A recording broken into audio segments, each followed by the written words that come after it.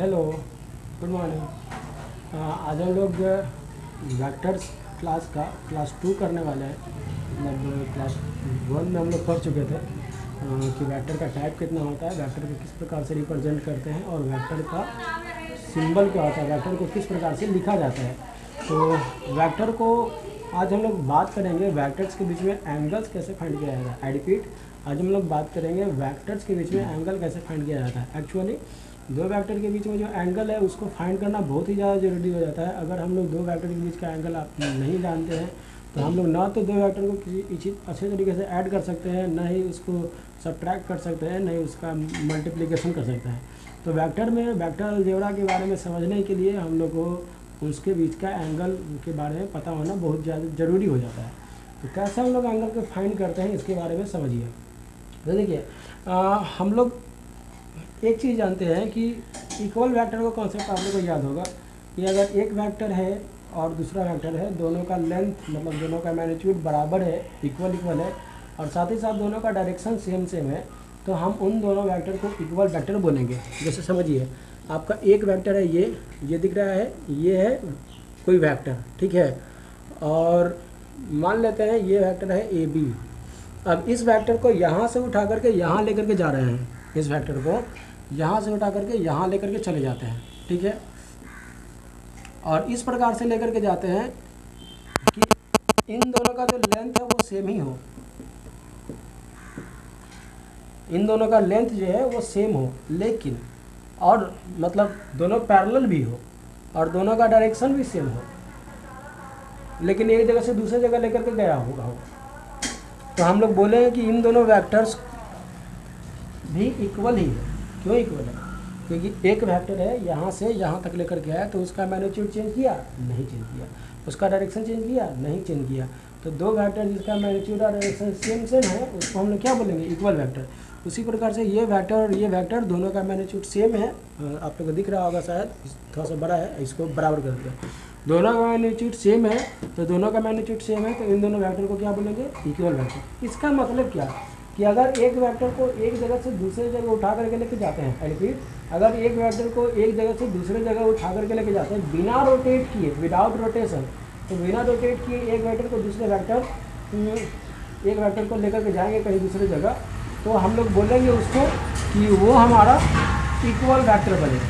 वो जो वेक्टर में बनेगा उसको क्या बोलेंगे? इक्वल वेक्टर ही होगा। लेकिन अगर हम एक वेक्टर है उसको हल्का सा रोटेट करा देंगे, तो हल्का सा रोटेट करा देंगे तो क्या होगा? उसका डायरेक्शन चेंज कर जाएगा। मैग्नीट्यूड भले ही सेम रहेगा लेकिन डायरेक्शन चेंज कर जाएगा। तो मैग्नीट्यूड सेम है लेकिन डायरेक्शन चेंज कर गया तो वो इक्वल नहीं रहेगा। तो हम लोग एंगल जानने से पहले इसके बारे में लिख देते हैं, ठीक है। क्या लिख देते हैं? If any vector is shifted from one place to another place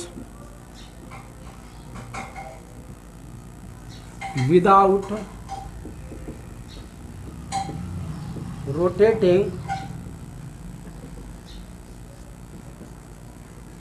then it will equal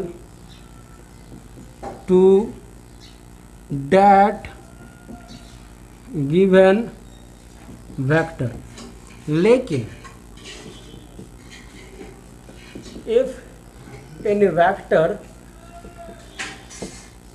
is rotated and shifted और नॉट, रोटेट कर लिए हैं, रोटेटेड और शिफ्ट करते हैं या तो नहीं करते हैं, या तो इसको ऐसे लिखते हैं, ठीक है, लिख सकते हैं, रोटेटेड एंड शिफ्टेड और not, than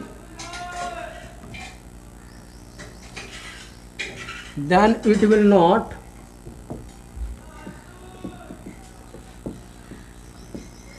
equal to given vector.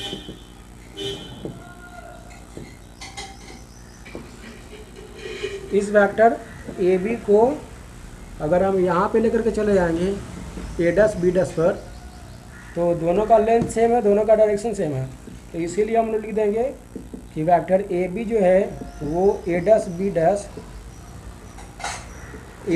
Dash vector के इक्वल होगा, ठीक है। लेकिन अगर हम लिखें कोई वेक्टर ए बी है, उसको हम रोटेट करा देते हैं, ए बी को रोटेट करा दिए बी डैश, ये जो बी है बी डैश का चल गया, कुछ एंगल से रोटेट हो गया, तो हम लोग लिखेंगे कि ए बी वैक्टर और A B dash vector equal नहीं है। रोटेट हो जाएगा तो वो इक्वल नहीं होगा, लेकिन एक जगह से दूसरी जगह शिफ्ट हो जाएगा तो इक्वल रहेगा, क्योंकि रोटेट होने के बाद डायरेक्शन चेंज करता है, because the direction will change. और यहाँ पे ये चेंज नहीं करेगा, दोनों वेक्टर इक्वल होगा, क्योंकि because both magnitude and direction remains same. यहाँ पे दोनों डायरेक्शन और मैग्नीट्यूड सेम रह जाता है, इसीलिए ये दोनों इक्वल होगा। लेकिन यहाँ पे मैग्नीट्यूड तो सेम है, लेकिन डायरेक्शन चेंज करता है, इसलिए ये इक्वल नहीं कहलाएगा, ठीक है। तो आप लोग इसको लिखिए, और लिखने के बाद हम लोग अब वेक्टर्स के बीच में एंगल किस प्रकार से फाइंड करते हैं इसके बारे में समझेंगे।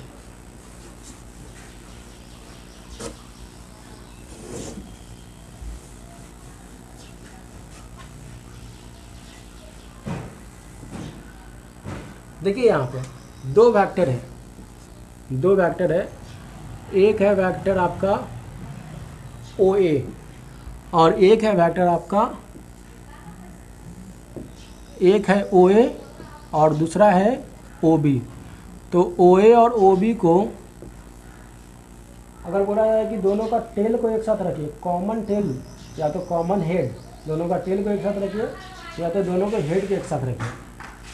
दोनों को इस प्रकार से मतलब एक दूसरे के साथ रखना है, एक दूसरे के आसपास रखना है कि दोनों का टेल कॉमन हो या तो दोनों का हेड कॉमन हो। तो हम लोग लिख सकते हैं इन दोनों वेक्टर को दो अलग अलग तरीके से रख सकते हैं। पहला, ओ बी को इधर लेकर के चले आए, ये आपका ओ बी हो गया, और ओ ए को इधर लेकर के रख दिया, इसको उठाए यहाँ पे, दोनों पैरेलल लग रहा है ना, पैरेलल लगना चाहिए, समझ लीजिए दोनों पैरेलल। ओ बी को उठा करके यहाँ लेकर के चले आए और ओ ए को उठा करके यहाँ लेकर के चले आए। तो यहाँ पे देखिए ये कॉमन टेल हो गया,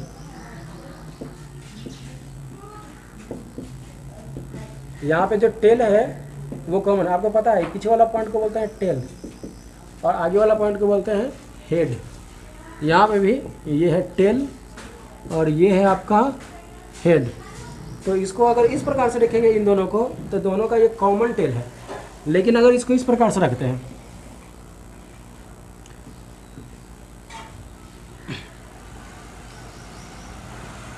ठीक है, ये ओ ए है और ये ओ बी है, एक्चुअली बी और ये दोनों पॉइंट एक ही है, लिख देते हैं फिर भी बी। तो यहाँ पे ये दोनों वेक्टर को देख रहे हैं, इस वेक्टर को यहाँ पे, इस वेक्टर को यहाँ पे, तो ये कॉमन टेल है, हेड, ये है कॉमन हेड और ये वाला था क्या, कॉमन टेल। तो कि टेल को कॉमन रखिए तो हेड को कॉमन रखिए, टेल या तो हेड को कॉमन रखने के बाद क्या होता है, यहाँ पे एंगल बनेगा। ये एंगल जो होता है इसको हम लोग बोलते हैं इंटीरियर एंगल, और ये जो एंगल दिख रहा है आपको, इसको हम लोग बोलते हैं एक्सटीरियर एंगल।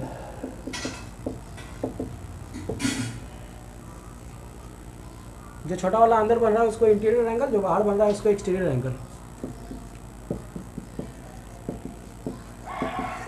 इंटीरियर एंगल, और ये जो है इसको हम लोग बोलेंगे एक्सटीरियर एंगल। तो अगर बात किया जाएगा कि ये वेक्टर ओ ए और ओ बी के बीच में एंगल कौन होगा, तो दोनों को टेल को कॉमन रखिए तो दोनों को हेड को कॉमन रखिए, और वैसा रखने पर जो इंटीरियर एंगल बनता है वही होगा इन दोनों वेक्टर के बीच का एंगल, ठीक है। The angle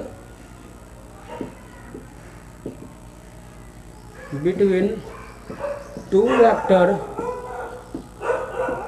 is the interior angle formed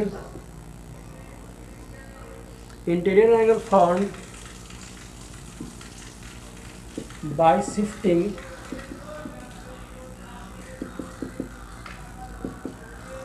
two vectors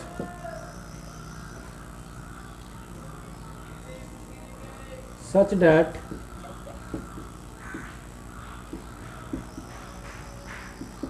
their head or heads or tails are common। मतलब क्या हम लोग लिखेंगे, दो वेक्टर के बीच में एंगल जो बनेगा वो क्या होगा, वो इंटीरियर एंगल जो कि कब बनता है, जो बनता है जब दोनों का टेल कॉमन हो या तो दोनों का हेड कॉमन हो, तो ये एंगल को हम लोग इंटीरियर एंगल बोलेंगे। तो यहाँ पे इस चीज़ को समझिए, हम लोग इसको थीटा दे देते हैं, यहाँ पे भी थीटा दे देते हैं, और theta is the angle between vector O A and vector O B. O A और ओ बी के बीच का जो एंगल है वो क्या हो जाएगा, वो हो जाएगा थीटा। ठीक है, इसको आप लोग जल्द से जल्द लिखिए, इसमें कुछ कुछ और पॉइंट्स के बारे में हम लोग डिस्कशन करेंगे।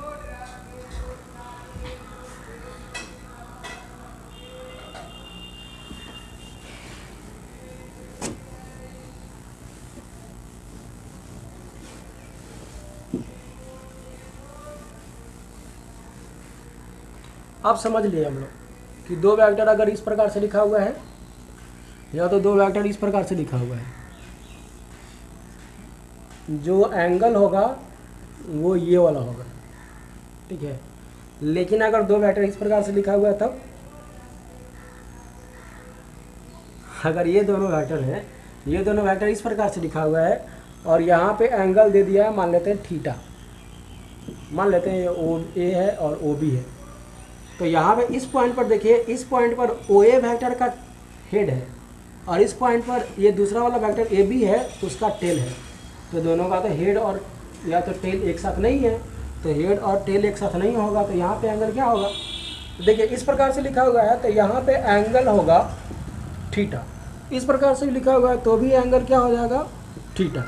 अब इस प्रकार से लिखा हुआ तो इसका एंगल निकालने के लिए क्या करेंगे, इसका एंगल निकालने के लिए हम लोग शिफ्टिंग करेंगे। शिफ्टिंग करेंगे मतलब इसको एक जगह से दूसरी जगह ले जाकर के रखेंगे। सपोज करिए ओ ए को उठा करके यहाँ हम ले जाकर रख दिए, जो वेक्टर ओ ए है इसको उठा करके यहाँ रख दिए, तो ओ ए को उठा कर रख सकते हैं ना, एक जगह से दूसरी जगह रखेंगे तो उसका डायरेक्शन तो चेंज होगा नहीं, उसका मैग्नीट्यूड चेंज होगा नहीं, तो वो वेक्टर सेम रहेगा। तो इसको यहाँ से उठा करके यहाँ रख देंगे तो ये एंगल बनेगा नया वाला, और ये एंगल जो है इन दोनों वेक्टर के लिए, इन दोनों वेक्टर का टेल एक पॉइंट पर है, तो ये एंगल हमारा ओ ए और ओ बी के बीच का एंगल बन जाएगा। तो ये एंगल क्या हो जाएगा, हम लोग इसको क्या नाम दे देते हैं, इसको फाई लिख देते हैं। ठीक है, angle is equal to phi. ये एंगल किसके बीच में है, एंगल बिटवीन वेक्टर, नाम देते हैं ओ ए एंड ओ बी। यहाँ पे angle between vector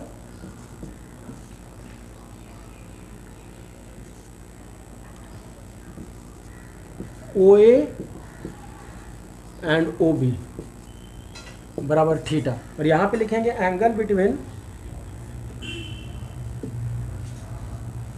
vector O A and vector O B बराबर फाई, और फाई बराबर होगा 180 डिग्री माइनस थीटा। तो अगर इस प्रकार से लिखा हुआ है तो जो एंगल बन रहा है वही एंगल हो जाएगा, इस प्रकार से लिखा हुआ है तो भी जो एंगल बन रहा है वही बन जाएगा, लेकिन इस प्रकार से लिखा हुआ है तो उसके बीच का एंगल निकालना होगा, तो उसको 180 डिग्री से घटा देंगे। आपको समझ में आ रहा है क्यों घटाएंगे, क्योंकि दोनों का टेल एक साथ रख करके एंगल निकालना होता है। इसमें कुछ कुछ पॉइंट्स के बारे में डिस्कशन करते हैं। हम लोग इंटीरियर एंगल अगर ले रहे हैं तो एक्सटीरियर एंगल जो है वो क्या होगा, एक्सटीरियर एंगल 180 डिग्री से बड़ा होगा और इंटीरियर एंगल कहीं भी 180 डिग्री से छोटा ही होगा। तो दो वेक्टर के बीच का जो एंगल है वो हमेशा 180 डिग्री से छोटा होता है। The angle between two vector is always smaller than 180 degree. दो वेक्टर के बीच का जो एंगल है हमेशा 180 डिग्री से छोटा होगा। उसके बाद दो equal vector, the angle between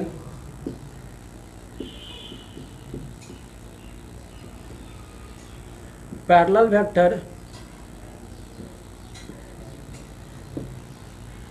angle between parallel vector दो तरह का होता है। एक होता है इक्वल वेक्टर भी पैरेलल होता है, और लाइक वेक्टर भी पैरेलल होता है। इज जीरो, मतलब पैरेलल वेक्टर दोनों दो वेक्टर है, दो वेक्टर अगर इस प्रकार से है, एक बड़ा एक छोटा है, तो इन दोनों के बीच का एंगल कितना होगा? इन दोनों का बीच का एंगल होगा जीरो, क्योंकि एक दूसरे को शिफ्ट करिएगा तो दोनों वेक्टर एक दूसरे के ऊपर कॉन्साइड कर जाएगा। उसके बाद देखिए angle between anti parallel vectors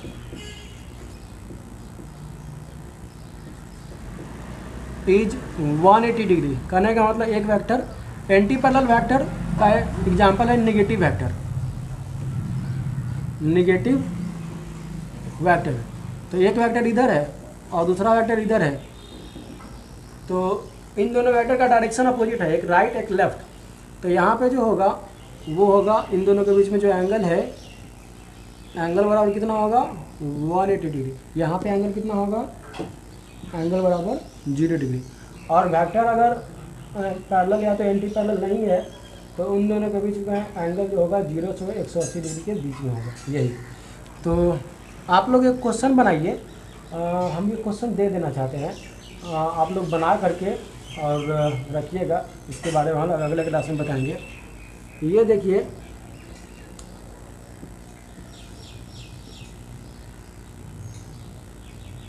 यहाँ पे ओ ए बी, और ये दोनों साइड बराबर है, ठीक है, ये दोनों साइड बराबर है।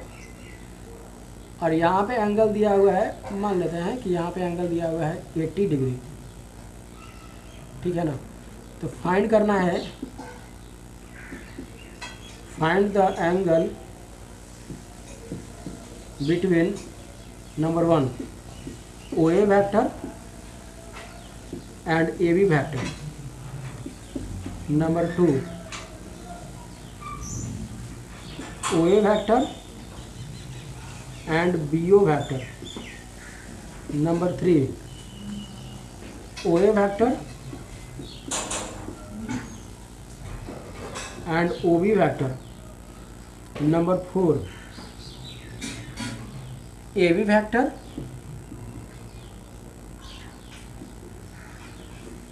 and BO vector, number 5 AB vector and OB vector, और number 6 AB vector and AO vector। तो इसके बीच का एंगल क्या क्या होगा ये आप लोग फाइंड करिएगा, और फाइंड करने के बाद आप लोग हमको बताइएगा। तो फाइंड करिए, अभी ये करिए, इसको लिख लीजिए यहाँ, ठीक है। हम आप लोग के सामने ही ये चीज़ सॉल्व कर देते हैं, तो आप लोग इसको तो लिख लिए होंगे, अब उसको हम लोग सॉल्व करते हैं, मिटा देते हैं इसको।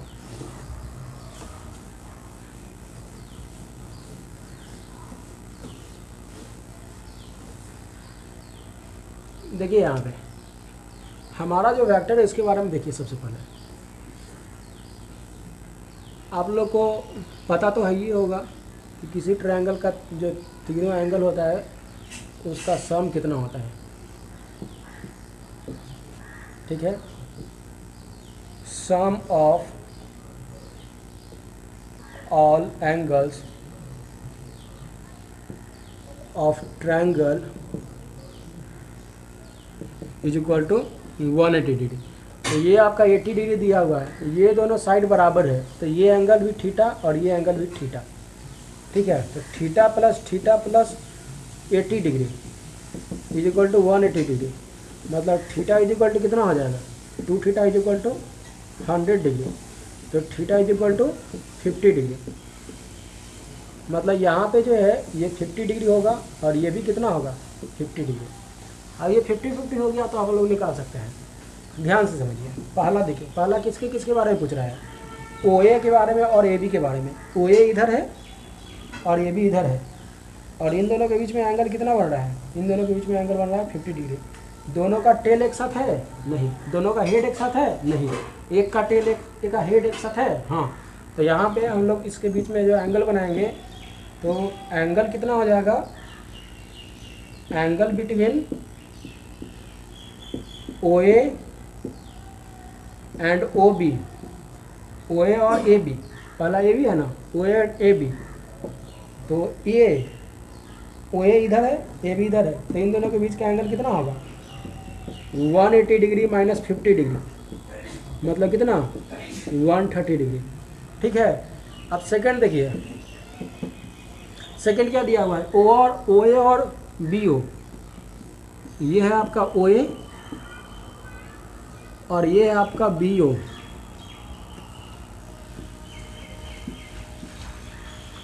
BO है ना इधर, इन दोनों के बीच में एंगल कितना बन रहा है, तो इन दोनों के बीच में एंगल बन रहा है 50 डिग्री। दोनों का हेड एक साथ है, देखिए यहाँ पे दोनों का हेड एक साथ है नहीं, दोनों का टेल एक साथ है नहीं, एक का हेड एक हेड टेल एक साथ है हाँ। तो यहाँ पे एंगल बराबर कितना होगा, एंगल हो जाएगा 180 डिग्री माइनस 50, मतलब 130 डिग्री, ठीक है। थर्ड में देखिए, थर्ड में क्या दिया हुआ है, थर्ड में दिया हुआ है OA and OB, OA and